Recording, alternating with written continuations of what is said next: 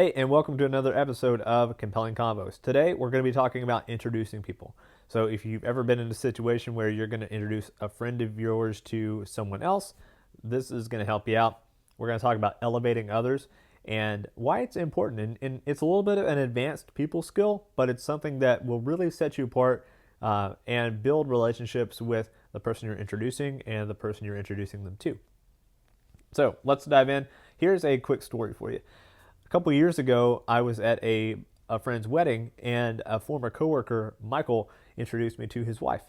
And what was really cool about that interaction was he introduced me to his wife and said, "Hey, this is my buddy Jeff. He has the most amazing tabletop baseball game."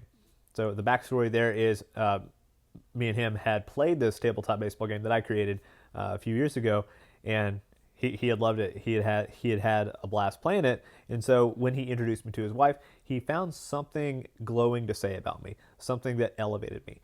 And it really got me thinking, like, that is so crucial and so important. So if you're introducing someone to someone else, try to find one thing that you can compliment that person on while you're introducing them. When you're introducing someone to someone else, it's a win-win for you to elevate them. So it makes them look good, and it makes you look good by proxy by saying complimentary things about your friend. So compare this to kind of the professional ball breakers. We all know those people who give everyone a hard time, and they might say something like, I like you if I'm giving you a hard time. Well, there's a time and a place for gentle teasing. That typically comes later.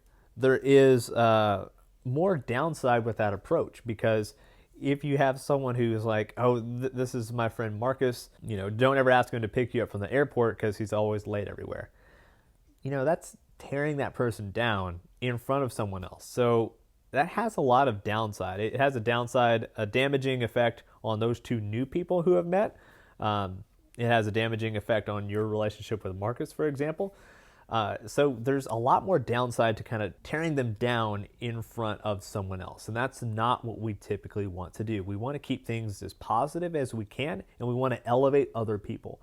So yeah, that teasing can take place later in a relationship when you guys have all gotten to know each other a little bit. And even then, I would treat it like salt on a meal. A little pinch goes a long way. If you have too much salt, it's going to ruin the meal and you've got to throw it out. The next level to this is think about something that person A might have in common with person B. So person B is the new person. You're introducing person A to them. So maybe you know from a little bit of talking with person B that they're into rock climbing. And you know that your friend, person A, likes to hike. So yeah, it's not a perfect match, but you might say, hey, this is my friend Adam. He is really into hiking. I'm sure he would know some awesome trails in the city that you might try out. And so you've actually gone the extra mile, and you've said, not only can I just introduce these people, like level one is like, hey, this is my friend Adam. Adam, this is Brian. Like, that's fine. There's nothing going on there. So you're leaving them to do all the work. Next level is, hey, this is my friend Adam. He is really good at blah, blah, blah. And that is the next level. Level 3 is that Brian, person B, is interested in rock climbing. So you introduce Adam as like, okay, Adam knows a lot about hiking and he knows a lot about the trails here. So you immediately try to meld their interests together so that they have a mutual jumping off point, and they don't have to tease out that connection in conversation, which they could, but you're just fast tracking them. So you're elevating them and you're fast tracking them so that they can have a better conversation more rapidly. And that is a huge win. The last tip for this is always look at your energy level. So these introductions always work best when you're higher energy. Now, everyone's got their own level of energy. You might introduce someone and say, hey, this is my friend Adam, and he's great because he does blah, blah, blah. That might be normal for you. Or maybe your energy level is a little bit more subdued.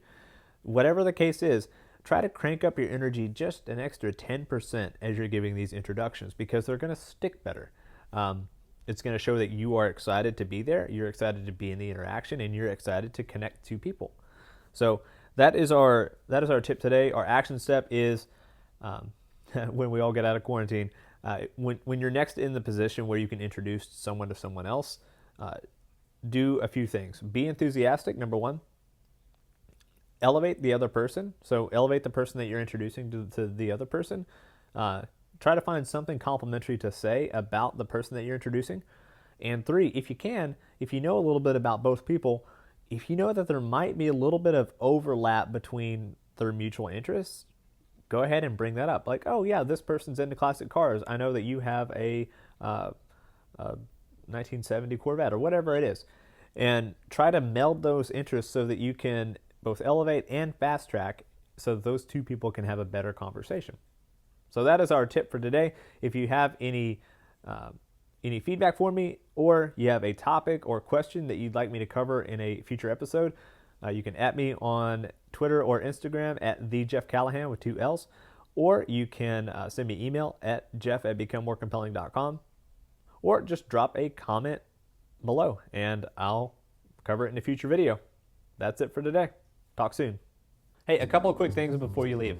One, I've got a subscribe button over here. If you like this video and you don't want to miss out on a future video, hit that subscribe button. Two, if you like this video, hit the like button. That helps other awesome people like you find it. And three, leave a comment if you have any feedback for me, or if you have a topic or suggestion that you want me to cover in a future video. Thanks.